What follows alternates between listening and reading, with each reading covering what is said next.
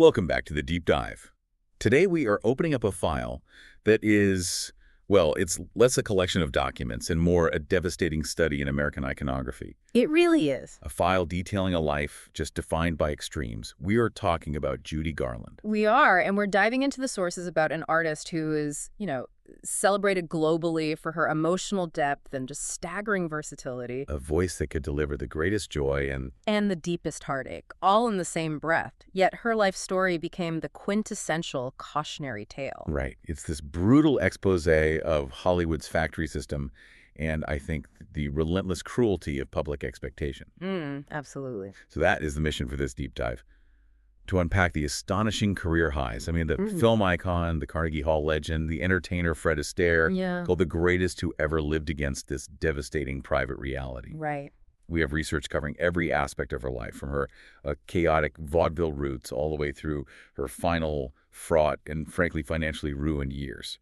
And we are looking at Frances Ethel Gumm, born in 1922, who first hit the stage at age 2. Age 2? It's unbelievable. It is. And she achieved global recognition for that powerful contralto voice. This is a life spanning just 47 years that simultaneously defined the golden age of Hollywood. And, sadly, exposed its darkest, most exploitative side. It all culminated in her unintentional overdose and death in 1969. So to understand the art, you really have to face the chaos that created it. Okay, so let's start right at the core of it, right at the beginning. We're in Grand Rapids, Minnesota, 1922. Judy Garland was born Frances Ethel Gumm, the youngest child of Frank and Ethel Gumm, who were both vaudevillians. She was baby to her family. I'm sure she was. And her debut was at an astonishing age 2, singing Jingle Bells with her older sisters, Mary Jane and Dorothy Virginia. And they were collectively known as the Gumm sisters. So her roots weren't in, some stable suburban life. Yeah. They were purely in the relentless, demanding world of performance circuits. She was, and you've heard the phrase, quite literally born in a trunk. She made that a famous part of her act later on. She did. The entire family survived by just being perpetually on the road. And the sources show the family relocated to Lancaster, California in 1926. And this move, it wasn't a choice for career advancement. It was a necessity. A total necessity. And here is where the darkness starts to creep in really early on. The relocation was prompted by serious, persistent rumors regarding her father's homosexual inclinations. Right. And her mother, Ethel, responded by aggressively managing the girls. She focused all her energy on pushing them into the fledgling motion picture industry. She was desperately seeking financial security and, I guess, stability through her daughter's talent. Exactly. And the relentless pressure from Ethel, who was often described as ambitious, calculating, even cold, was really the first toxic ingredient in Garland's life. That pressure, combined with just the chaotic nature of vaudeville, it just set the stage for all the later anxieties. It did.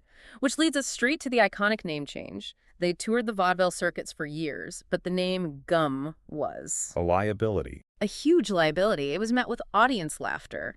I mean, there's the famous, maybe slightly apocryphal theater legend. Right, that they were once billed as the Glum sisters because of a typo. That's the one. They needed a serious rebranding to be taken seriously in Hollywood. And it was the performer George Jessel who encouraged the shift in 1934. So Frances changes her first name to Judy, inspired by a popular Hoagie Carmichael song. But the surname Garland, that's where it gets murky. Yeah, the confusion begins right there, even among the primary sources. It just shows how quickly mythology took over reality in their lives. Totally. There are several conflicting origin stories. One is that Jessel just came up with it, maybe inspired by the actress Carole Lombard's character Lily Garland in the film 20th Century. Okay, and another account links it to a New York drama critic, Robert Garland. Right. But the sweetest and maybe the most flattering story was offered by her daughter, Lorna Luft.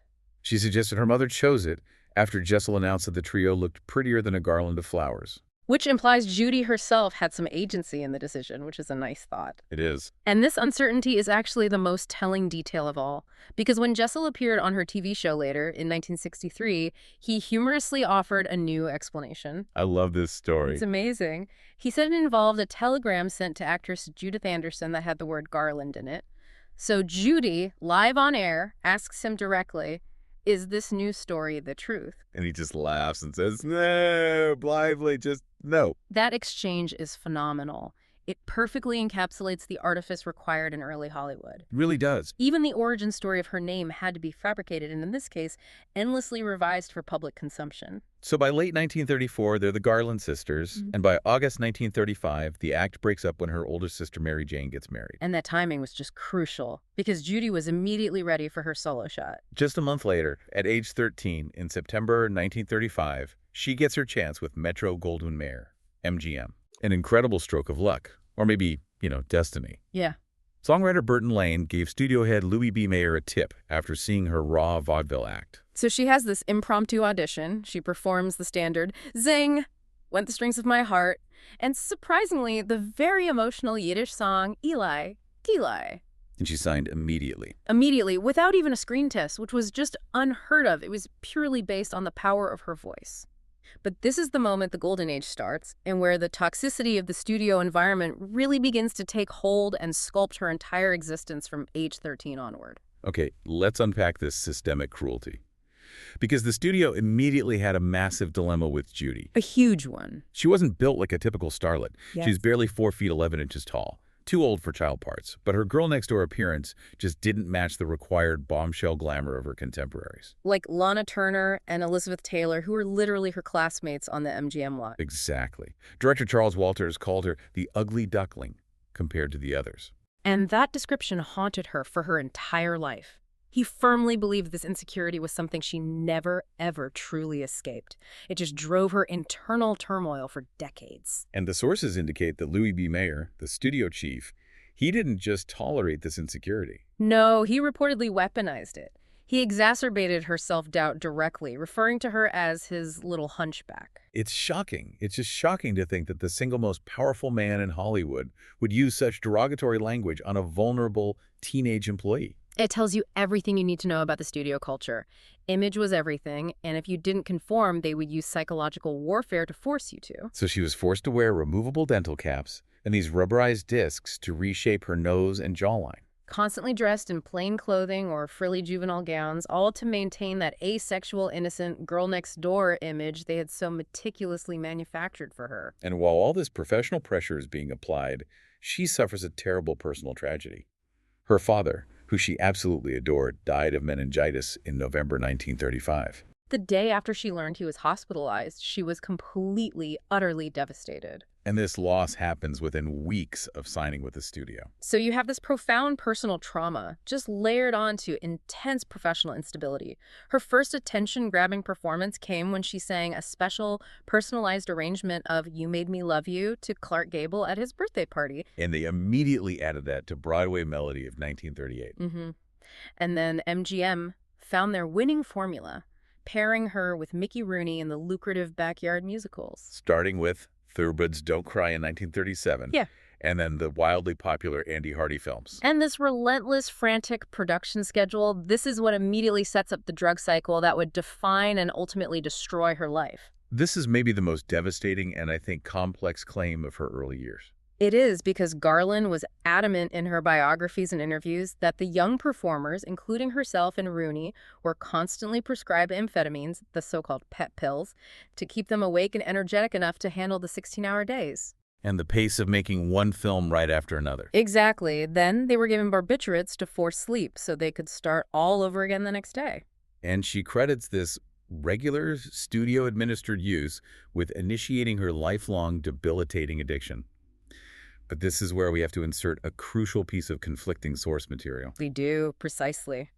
Mickey Rooney, her co-star and longtime friend, later publicly denied that MGM was responsible for her addiction. He stated it unequivocally. He said, Judy Garland was never given any drugs by Metro-Goldwyn-Mayer. No one on that lot was responsible for Judy Garland's death. Unfortunately, Judy chose that path. So how do we, as listeners examining these sources, how do you reconcile these two powerful but totally contradictory accounts? Well, I think the essential truth is that the studio environment mandated an unsustainable pace and strict control over her body, regardless of who physically handed her the pills. Right. The demands were relentless. She was also forced to constantly diet to remain small and youthful.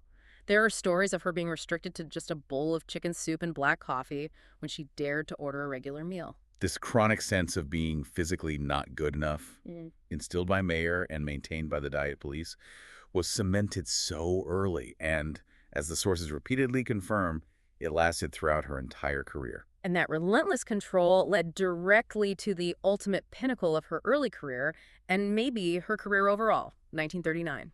At age 16, she was cast as Dorothy Gale in The Wizard of Oz.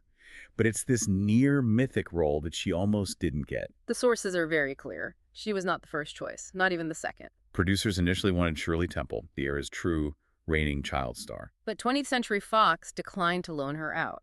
So then they looked at Deanna Durbin, who was also unavailable. It was only then that MGM settled on Judy, seeing her as the perfect fit for that farm girl image. And even after casting her, they were still wrestling with her image. She was initially fitted with a blonde wig, Which, thank goodness, was quickly discarded. can you imagine?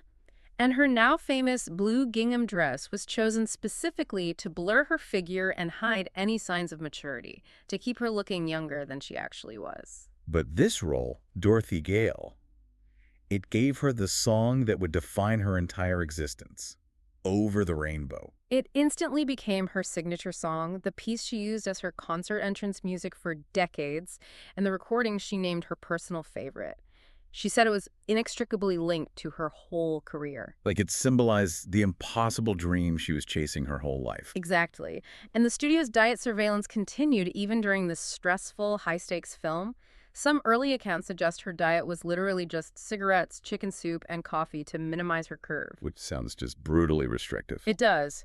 Later historians have clarified that she was actually an anti-smoker at the time and was allowed solid food, but the overall intent was still incredibly aggressive. Right. Her regime included swimming, hiking, tennis, badminton. All supplemented by diet pills, with the overall goal being aggressive exercise to suppress her curves and maintain that diminutive, prepubescent look. So the studio's method was less about pure starvation and more about extreme physical exhaustion, combined with chemical manipulation to control her weight and physical development. Is that better or worse than the chicken soup myth? It's worse. I think it's worse because it's insidious. It created a situation where she wasn't just hungry. She was constantly fatigued, chemically imbalanced, and feeling inadequate. Perfectly cementing the low self-esteem that Mayer had introduced.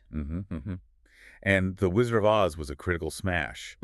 But financially, the source material reveals a much more complex story. It does, because of the astronomical budget and promotion costs estimated at $4 million, which is about $71 million today. And the practice of discounted children's tickets. Right. The film didn't actually return a profit until it was re-released in the 1940s. So it was a successful film, but it was an enormously expensive one. It was. But despite that initial financial disappointment, her star power was undeniable.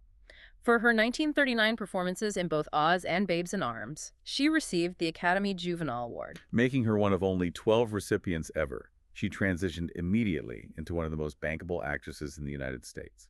That juvenile Oscar marked her forced transition to leading lady status, yet the studio continued to exert absolute control over her private life and her development. Her first adult role was the dual mother-daughter part in Little Nellie Kelly in 1940. And this film required her first adult kiss, which her co-star George Murphy found so awkward he commented it felt like being a hillbilly with a child bride. Because she was 18, but the studio had so successfully infantilized her that even her romantic leads felt uncomfortable treating her as an adult woman. Just a few years later, the studio's intrusion extended brutally into her romantic life and her reproductive choices. She had 2 abortions during this very short period. This is one of the darkest aspects of the studio system's control. It really is. Her first pregnancy was with musician David Rose, who was 12 years her senior. She married him in 1941 when she was 19. And MGM deeply disapproved of the marriage, fearing it would completely destroy her carefully crafted girl-next-door image. So at the insistence of both her mother, Ethel, and the studio executives, she had an abortion in 1941. The control continued, even after that marriage ended. She divorced David Rose in 1944, but she had a second abortion in 1943 during an affair with actor Tyrone Power. The control MGM exerted over her career was now absolute over her body and her future. Despite all this private turmoil, the professional hits just kept coming. She starred with Gene Kelly in his screen debut for Me and My Gal. She was given the full glamour treatment gowns, refined hairstyles in, presenting Lily Mars, but she struggled internally, never quite escaping that kid sister image or the deep-seated self-doubt planted by Mayer. The sources suggest the real game changer for her image, a moment where she was finally allowed to look like a mature, glamorous woman, was Meet Me in St. Louis in 1944.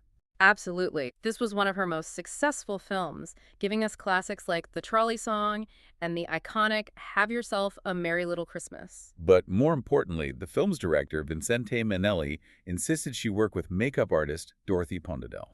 And Pondadel didn't try to hide her features. She refined them. She extended her eyebrows, reshaped her lip line, and, crucially, removed those rubberized nose discs and dental caps MGM had mandated.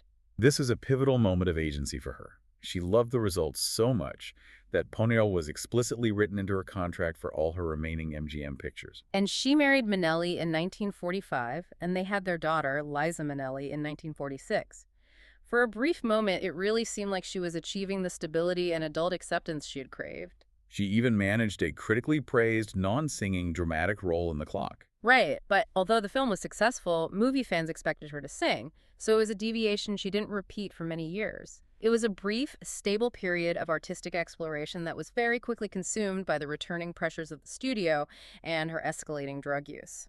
And by 1947, things had fully unraveled. It was all driven by that relentless cycle of work, amphetamines, barbiturates, and self-doubt.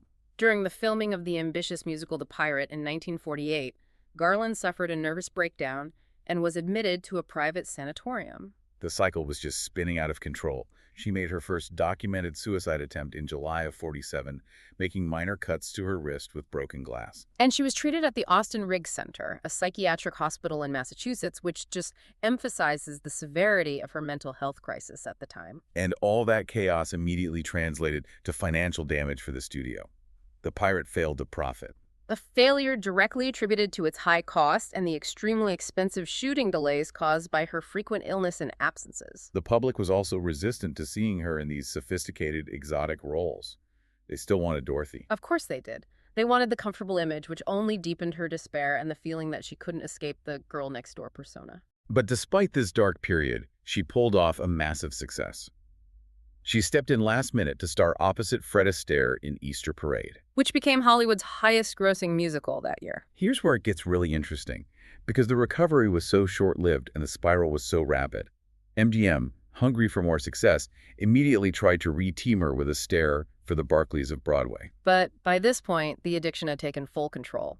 Garland was relying on prescription barbiturate sleeping pills, illicitly obtained morphine-containing pills, and she had developed a serious alcohol problem. This intense chemical dependency just made consistency impossible. Impossible. She missed several shooting days in a row. Her doctor officially advised MGM that she could only work in 4 to 5 day increments with long rest periods. But MGM executive Arthur Freed viewed this as business suspension, not a medical one. Right. So they suspended her contract on July 18, 1948, and she was replaced by Ginger Rogers.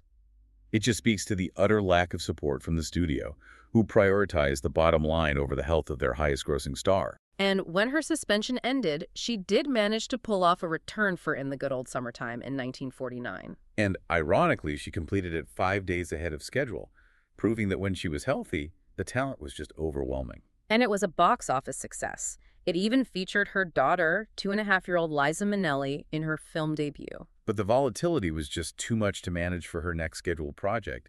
She was cast in the adaptation of Annie Get Your Gun. And the sources indicate she was deeply nervous about the role, anxious about appearing unglamorous after finally breaking free of juvenile parts. And seriously disturbed by director Busby Berkeley's harsh treatment. That anxiety, again, it just traces back to that deep-seated fear of physical inadequacy and failure. She tried to fight back, complaining to Mayer to try and have Berkeley fired. But her own erratic behavior, repeatedly arriving late or failing to appear, led to her final dismissal from the picture in May 1949. And she was replaced by Betty Hutton. During this time, the sources confirmed she was also undergoing electroshock therapy for severe depression. The attempts at medical intervention continued. She then underwent an extensive critical hospital stay in Boston, where she was weaned off medication. And for the first time in years, she was able to eat and sleep normally. But when she returned to Los Angeles, she had gained weight, and the studio pressure to be thin was immediate and immense. So she immediately went back on pills to lose weight for her final MGM film, Summer Stock. And the chaos returned instantly. Her erratic behavior caused incredibly costly delays, although the film was successful at the box office and drew big crowds. The massive expense of the delays meant the film officially posted a loss of $80,000 to the studio. That proved to be her final MGM picture.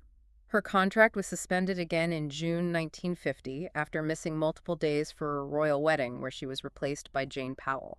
This dismissal marked the absolute bottom for that era. And it prompted her final act of desperation while still under contract. Following this dismissal, she intentionally inflicted a minor injury on herself, slightly grazing her neck with broken glass, requiring only a bandage. But the public narrative was far more sensational. They were informed she had slashed her throat. And she later explained the desperate motivation behind the act.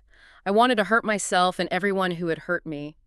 After 15 tumultuous years of unrelenting studio control, she officially parted ways with MGM in September 1950. After being brutally dropped by the studio that had built and nearly destroyed her, the stage became her sanctuary. It became her salvation. She earned the title Comeback Queen almost overnight. She did. Her longtime friend Bing Crosby, seeing her desperate situation, depressed and nearly out of money, invited her onto his radio show, Kraft Music Hall, in October 1950. And there's this story. A writer for the show recounted how Garland was literally trembling backstage, terrified the audience would be looking for scars and judging her instability. So Crosby goes out first. He asks the capacity crowd for their love and support, explaining what she had been through. And when she emerged, the place went wild with a sustained roar of applause. She just blossomed in response to that unconditional love. And this appearance was the fuel. She followed it up with a 4-month, sold-out tour of Europe. Her 1951 appearances at the London Palladium were transformational. She called it a new life. She said, "Hollywood thought I was through.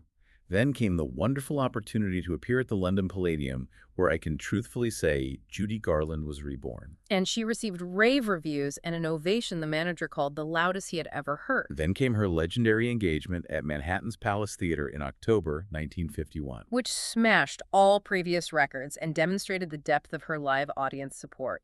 This performance earned her a special Tony Award for reviving vaudeville itself.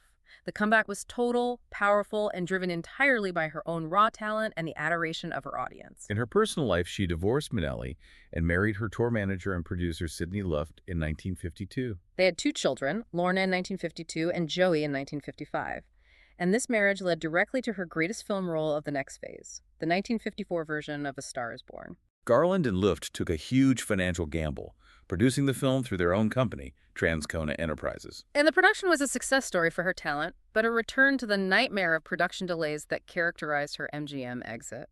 The old patterns resurfaced almost immediately due to her continued reliance on medications and just that internal anxiety. There were repeated pleas of illness, significant production delays, and cost overruns that led to angry confrontations with Warner Bros. Head Jack L. Warner. And Love famously suggested inserting the iconic Born in a Trunk medley, which was filmed as an additional showcase. Despite director George Cukor's objections to the already extended length. A Star is Born is the ultimate paradox of her career. Critically, it was a staggering, career-defining success. Time magazine called her performance just about the greatest one-woman show in modern movie history. She was nominated for Best Actress and universally expected to win. The sources mention the almost unbelievable pressure she faced on Oscar night. She had just given birth to Joey, and a camera crew was stationed in her hospital room, specifically to broadcast her acceptance speech. But Grace Kelly won for The Country Girl. The disappointment was immense, especially given the expectations. Groucho Marx famously encapsulated the outrage by sending Garland a telegram calling it the biggest robbery since Brinks. But the critical success didn't translate into financial security, and this is where the business side of Hollywood truly failed her again. Jack Warner, fearing the film was too long for sustained box office returns, ordered 30 minutes of critically important footage cut to allow theaters to run more showings per day. Which just infuriated critics and dedicated filmgoers. So even though it grossed over $6 million, a very healthy number for the time, the financial consequences of the delays and the studio's cost-cutting measures meant the film ultimately did not make back its immense costs. It lost money. And this failure ensured the secure financial position she and Luft expected just did not materialize, further eroding her economic stability. Despite the financial setback, she continued working relentlessly. She was Oscar-nominated for Best Supporting Actress in Judgment at Nuremberg. Made her final film, I Could Go On Singing. in 1963. And she also saw early, massive success on TV. With the 1955 debut of Ford Star Jubilee, which was the first full-scale color CBS broadcast and scored a massive Nielsen rating. Her concert fees reflected her recovered star power. In 1956, she became the highest-paid entertainer in Las Vegas, earning an astronomical $55,000 per week. Yet, despite this high income, by November 1959, her health had reached a critical point due to years of chemical abuse and relentless stress. She was hospitalized with acute hepatitis and received a devastating diagnosis. Doctors told her she might have only 5 years left and that she would never sing again. That she'd be a semi-invalid. Right. And she later said she initially felt greatly relieved, commenting, "The pressure was off me for the first time in my life." The only way she could find peace was when her ability to perform was apparently stripped away. But she defied them. She recovered enough to return to the London Palladium in August 1960. Then came the ultimate, immortal triumph, Carnegie Hall. April 23, 1961. The concert was immediately heralded by many as the greatest night in show business history. The audience response was legendary. The resulting album, Judy at Carnegie Hall, charted for 95 weeks, including 13 weeks at #1. And it swept the Grammy Awards, winning 4, including Album of the Year. This cemented her status as an immortal, untouchable performer. Following this, CBS made a truly staggering offer. $24 million, equivalent to about $190 million in 2024, for a weekly variety series. The Judy Garland Show, debuting in 1963. This was the biggest talent deal in television history at the time. But the necessity behind accepting this gargantuan deal is the heart of her financial tragedy. She was hundreds of thousands of dollars in debt to the IRS from unpaid taxes dating back to 51 and 52. And the financial failure of A Star is Born had left her completely exposed. She had to take the deal purely out of financial necessity. The show was critically praised for its production value and her talent, but viewers placed their loyalty elsewhere. It was scheduled opposite NBC's immovable Sunday night giant, Bonanza. And despite its cost and praise, it was canceled after just 26 episodes in 1964. This brings us to the core contradiction of her career. The art versus the artist, the flawless image versus the tumultuous reality. Let's focus now on the instrument itself. The voice. It was described as a powerful, resonant, brassy contralto with a strong, natural vibrato. Critics marveled at her effortless vocal range and her ability to alternate between light, soft ballads and full-throated, dramatic dynamics. One correspondent noted her deep, velvety contralto voice that could turn on a dime to belt out the high notes. She just possessed this incredible gift for natural phrasing and elegant delivery. And critics like Ron O'Brien called her renditions the definitive interpretations of many standards because of the raw, emotional commitment she brought to every single note. And she claimed her talent was entirely innate. "Nobody ever taught me what to do on stage," suggesting her power came purely from instinct and experience. What's fascinating is that even as a child, her voice sounded mature. She was billed as the little girl with the leather lungs. A designation she openly disliked because she desperately wanted to be known as pretty and feminine. Another reflection of that deep-seated insecurity planted by the studio. George Jessel noted that even at 12, her singing had a certain emotional weight that resembled that of a woman with a heart that had been hurt. It was as if the emotional suffering was always present in the voice, predating the adult tragedies. In her later years, the voice lost some of its pristine quality, which critics often noted. But in exchange, it gained what they termed heft and wear. The author Carrie O'Dell felt that the rasp, the occasional quiver, and the dramatic emotional strain, the damage, actually upped the emotional quotient of her numbers. Particularly in recordings like the Carnegie Hall concert. Exactly. That public wear, that emotional chaos, translated into profound, unforgettable art. And her peers recognized this genius universally. Opera singer Maria Callas, the greatest diva of her time, called it the most superb voice she had ever heard. And Fred Astaire was even more definitive. Judy's the greatest entertainer who ever lived, or probably will ever live. An amazing girl. This incredible artistry existed in direct, often devastating contrast with her public persona. She was closely associated with the sanitized girl-next-door image, earning the title America's favorite kid sister. Fans insisted on preserving her as Dorothy, trapping her in an image that was decades younger than her actual age. This innocent image contrasted so starkly with her increasingly turbulent and chemically fueled private life. Studio employees and associates called her intense, headstrong, and volatile. MGM dismissed her repeatedly for consistent tardiness and erratic behavior, which was fueled by the addiction they had helped create. The dichotomy of Garland's image is the critical lens through which you have to view her life. Camille Paglia famously described her as tender and endearing, yet savage and turbulent, noting that she cut a path of destruction through many lives.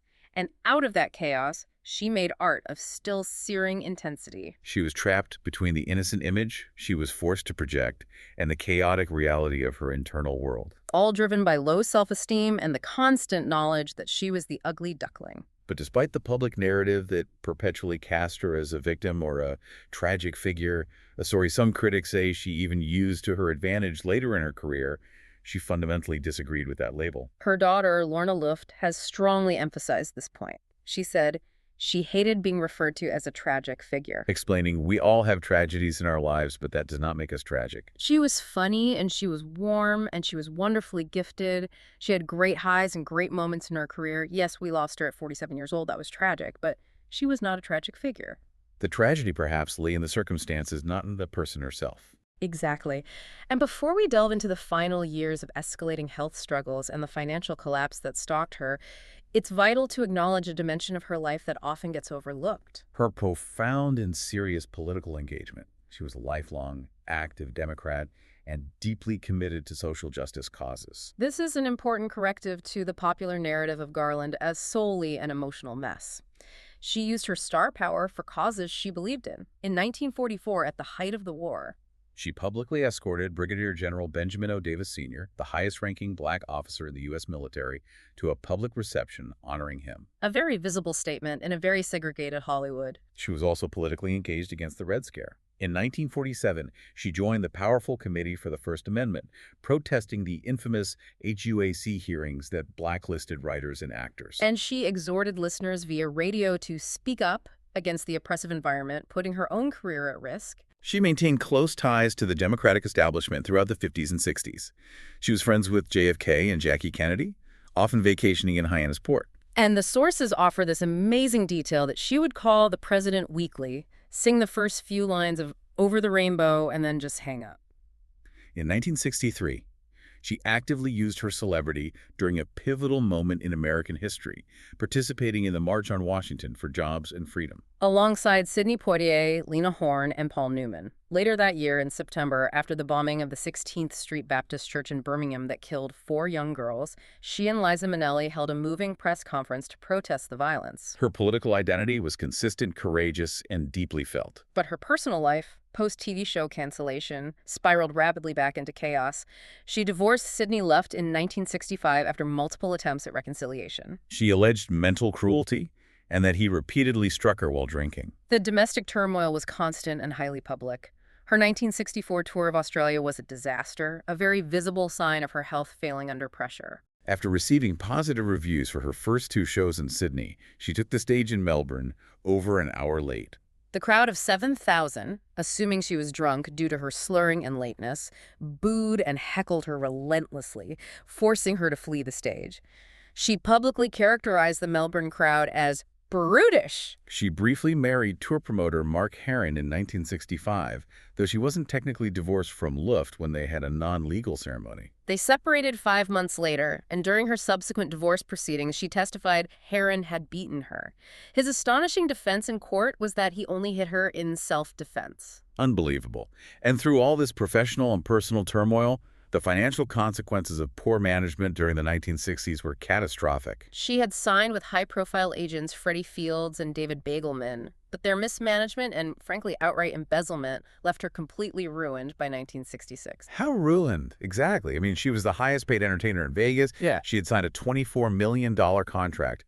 How could she be ruined? The sources confirm she was left owing around $500,000. That's equivalent to over $3.68 million in 2024 dollars to the IRS and personal creditors.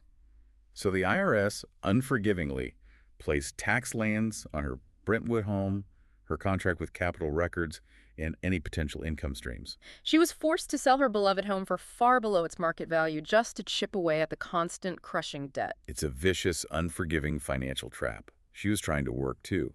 She was cast in the adaptation of Valley of the Dolls, but was dismissed due to her unreliability. A co-star believes she had been hired mainly for publicity purposes and was treated poorly on set, adding to her professional humiliation. Her final U.S. appearances highlight the sheer cruelty of the financial situation.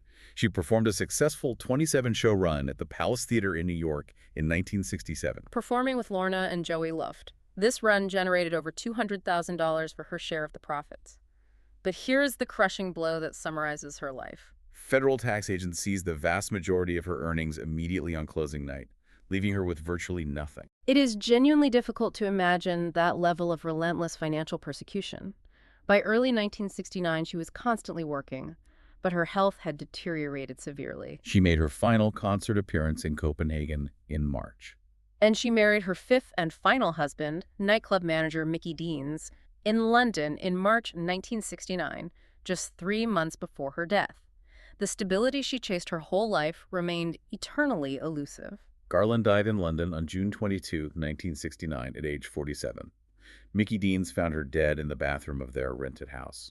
The official ruling from the Westminster coroner was crucial to her legacy. The cause of death was ruled an incautious self-overdosage of barbiturates. However, the coroner stressed that it was unintentional. Exactly. Autopsy evidence strongly supported this. There was no drug residue in her stomach that would suggest a massive single suicidal dose.